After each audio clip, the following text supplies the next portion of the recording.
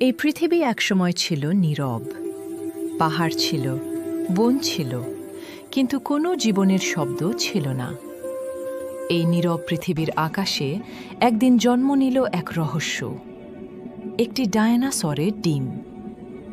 কে রেখেছিল এই ডিম? কেনই বা?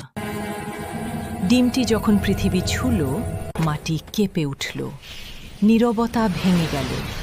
আর তখনই ডিমের ভেতর থেকে জন্ম নিল এক নতুন জীবন, একটি ডায়নাসর বাচ্চা, ছোট, দুর্বল, একাকী। সে চোখ খুলে দেখল এক বিশাল অচেনা পৃথিবী। সে দাঁড়ালো যেখানে আগে কেউ দাঁড়ায়নি। চারপাশে কেউ নেই, তবুও তার বুকে আছে সাহস। তার ছোট্ট গর্জন নীরব পৃথিবীকে জানিয়ে দিল, জীবন ফিরে এসেছে। এই ছিল শুরু, ডায়নাসরের যুগের শুরু।